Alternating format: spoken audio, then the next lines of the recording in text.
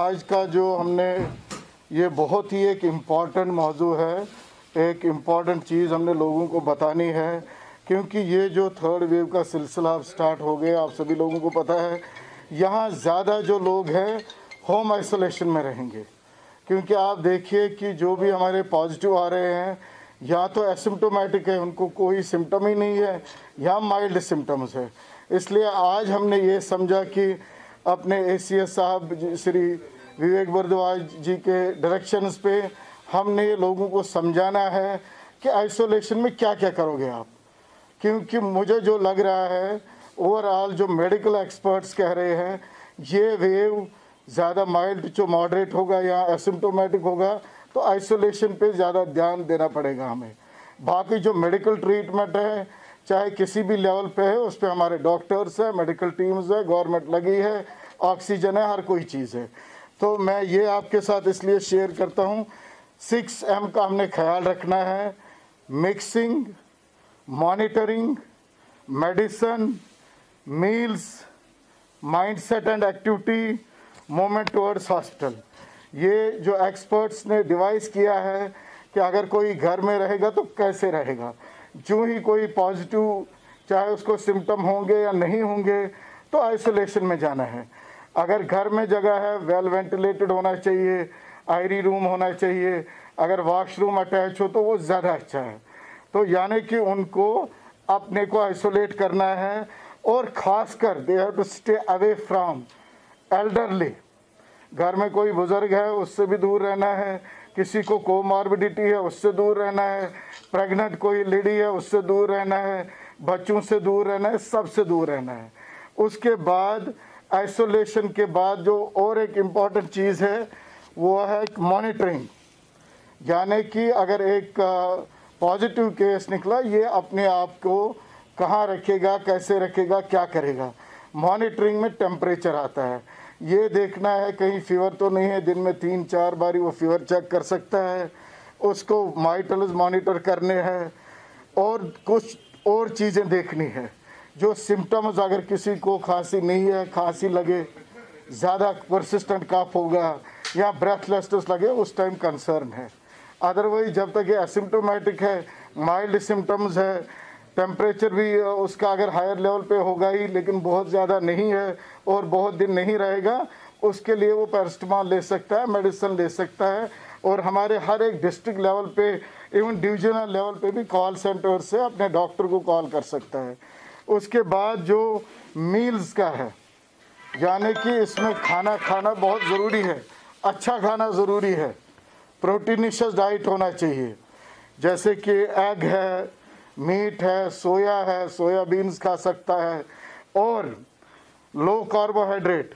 मगर एक चीज़ मैं ज़रूर बोलूँगा कि पानी बहुत लेना चाहिए। और आजकल जो विंटर है, गर्म पानी ले लें, गर्म पानी ले लें, खाना हेल्दी रखे, आइसोलेशन में रहे। उसके बाद एक पॉजिटिव माइंडसेट, वो भी बहुत ज़रूरी है। अगर आपको अपनी इम्यूनिटी बूस्ट करनी है, इम्यूनिटी पॉजिटिव माइंडसेट से बूस्ट हो जाती है।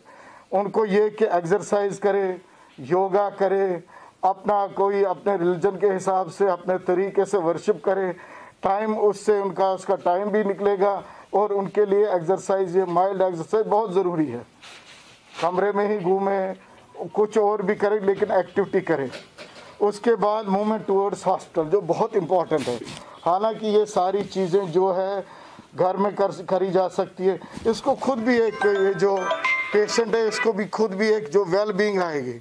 सपोज 2 दिन 3 दिन इसको खुद को लगेगा, नहीं मुझे अभी तक लॉस ऑफ एपेटाइट था, मैं खाना नहीं खा पाता था, अब मैं खा रहा हूँ, मुझे फीवर था, कम हो गए। इसको खुद में भी ये लगेगा, हाँ मैं ठीक हो रहा हूँ। इन चीज़ों पे नज़र रखती हैं। लेकिन आइसोलेशन में कोई अगर ये क्या देखा गया, 1 दिन 2 दिन है और कुछ नहीं हुआ, यार आप ठीक हो, सभी लोग आते हैं और उसी रूम में घुस जाते हैं। यहाँ घर वालों में ऐसा नहीं करना है। मेहरबानी करके ऐसा ना करें। बराबर 1 हफ्ता ये आइसोलेशन में रहे, पूरा घर वालों से दूर रहे। चाहे कोई रिलेटिव आता है, कोई आता है बाहर से ही, खबर पूछी करे या फ़ोन पे करे या वीडियो कॉल करके करे, लेकिन इसको 8 दिन ये एहतियात लेना बहुत ज़रूरी है। और हमारे जो कॉल सेंटर्स है, हालांकि डिविजनल लेवल का मेरे पास नंबर है भी, और हमने ये इसके लिए लिटरेचर भी बनाया है जो हर एक जगह हम रखेंगे, हर एक लेवल पे हम रखेंगे कि इसको क्या करना है क्या नहीं करना है। बाकी जो इसके बाद ट्रीटमेंट वाला पार्ट है वो हर एक लेवल पे हमने अवेलेबल रखा है। आज भी हमारी डॉक्टर्स की ट्रेनिंग चल रही थी।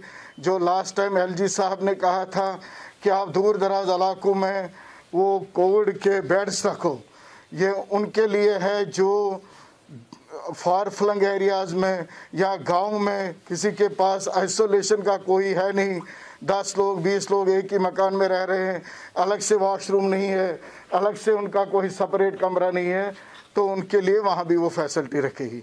और उसका आज हमारे ट्रेनिंग ऑफ ट्रेनर्स चल रही थी जिसमें ये जाके डिस्ट्रिक्ट्स में, हालांकि लास्ट टाइम भी हमने ये किया, उधर आंगनवाड़ी वर्कर हो या कोई हेल्थ वर्कर हो या कोई आशा वर्कर हो, उनको समझाएंगे ये सिम्टम्स क्या है और कब आपको डॉक्टर की ज़रूरत है। डॉक्टर साहब, चूँकि अब जिस तरह से हम केसेस देख रहे हैं कि आए लोग बढ़ते जा रहे हैं, तो तैयारियाँ किस किस्म की है अगर आपके महकमे की बात करें? देखिए, आज वो तो आए दिन में करता रहता हूँ। आज जी आज जो ये आइसोलेशन पे इसलिए ध्यान दिया कि इसमें मेजॉरिटी लोग जो हैं या एसिम्टोमेटिक होंगे या माइल्ड केसेस होंगे, उनको घर में कैसे बैठना है, क्या करना है, जो ही पॉजिटिव निकला कैसे खुद को आइसोलेट करना है, ये कहना ज़रूरी था। इसके बाद जो गवर्नमेंट की तैयारियां हैं, हालांकि आपने सेकंड वेव में भी देखा कि हर एक लेवल पे जो ही टर्शरी लेवल पे बेड्स बढ़ने लगे, बेड्स ऑक्यूपाई होने लगे, 90% बेड्स अब, तो हमने सब डिस्ट्रिक्ट और डिस्ट्रिक्ट लेवल पे भी कोविड फैसिलिटीज़ रखी, ऑक्सीजन प्लांट्स लगाए, और जो खासकर जो ऑक्सीजन इसका लाइफ लाइन है उसमें हमने क्या किया, वो high flow, medium flow, moderate flow, हर कोई चीज़ रखी गई। इवन नॉन इन्वेजिव वेंटिलेटर्स, हालांकि इन्वेजिव जो वेंटिलेशन है टर्शरी केयर लेवल है, लेकिन देखा गया कि जो हाई ऑक्सीजन डिवाइसेस है उससे बड़े सारे मरीज़ ठीक हो गए, नॉन इन्वेजिव वेंटिलेशन से, वो इस वक्त इंटैक्ट है। हमने लास्ट वीक ही उसका पूरा एक रन किया, ट्रायल रन। हमने एक ACS जो हमारे एडिशनल चीफ सेक्रेटरी साहब है, उन्होंने डायरेक्शंस दिए कि आप ये देखो, बड़े दिनों से हमारे वो कोविड बेड्स ऐसे ही बैठे थे, कोई पेशेंट नहीं था, आप ऑक्सीजन का जो भी ऑक्सीजन रिलेटेड सिस्टम्स हैं उनको आप ट्रायल दे दो, उनको देखो ऑक्सीजन सिलेंडर फिल्ड है नहीं है, आपका वो कंसनट्रेटर चल रहा है नहीं चल रहा है, आपका ऑक्सीजन प्लांट में कोई नैग तो नहीं आ रहा है, कोई फॉल्ट, वो तो हमने पूरा रेडी रखा है। सिर्फ यहाँ ही नहीं, एक तो DRDO हॉस्पिटल 500 कोविड बेड है ही है, उसके बगैर हमारे पास टर्शरी लेवल में भी बेड्स रखे गए हैं और डिस्ट्रिक्ट लेवल पे भी, सब डिस्ट्रिक्ट लेवल पे भी। अब चूँकि जो GMC के जो मुंसलिक हॉस्पिटल्स आते हैं उन्होंने हर एक ने OPD अपनी बंद कर दी है, इसका मतलब है कि जो आपके डिस्ट्रिक्ट हॉस्पिटल्स हैं उनका जो रश बढ़ सकता है, तो इसलिए कोई खास तैयारी रखी है? नहीं डॉक्टर साहब, एक इस पर ऐड करूँगा। हाँ, एक मिनट्स ऑफ द मीटिंग्स कुछ लोगों ने ये किए थे, नहीं, वो जो मिनट्स देखिए आप देखिए गवर्नमेंट कितना सीरियस है।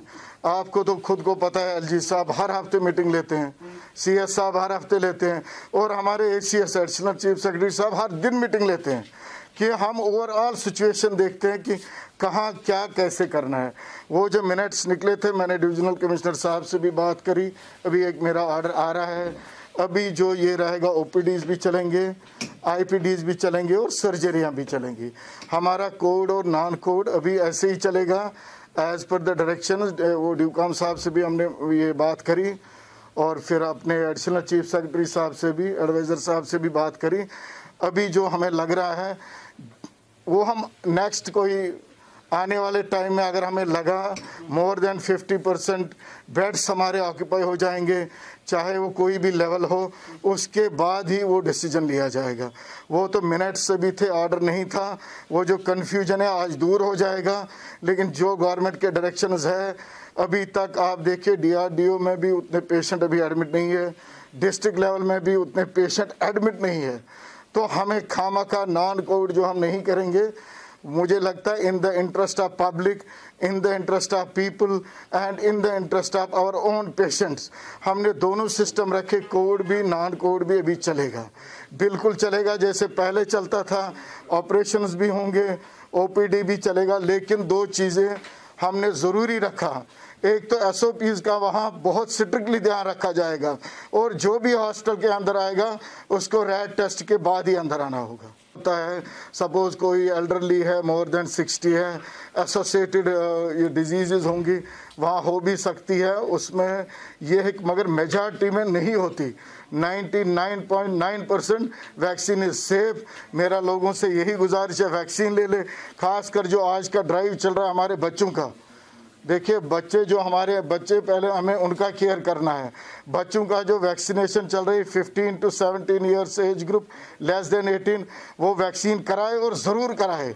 वैक्सीन से फ़ायदा है, वैक्सीन से बचते हैं और SOP से बचते हैं। टेस्टिंग इतनी बढ़ाई, 40,000 से भी ज़्यादा टेस्टिंग इसलिए बढ़ाई, गवर्नमेंट की ये डायरेक्शंस इसलिए थे जितना हम ज़्यादा टेस्टिंग करेंगे। सपोज यहाँ हम 20 लोग बैठे हैं, टेस्ट करेंगे, जो वाला पॉजिटिव है उसको निकाल दिया, हम 19 बच गए। इसका मतलब ही यही है, जितना हम ज़्यादा टेस्ट करेंगे उतना अर्ली हमारे कैच में आएगा, वो आइसोलेशन में हो जाएगा तो बाकी बच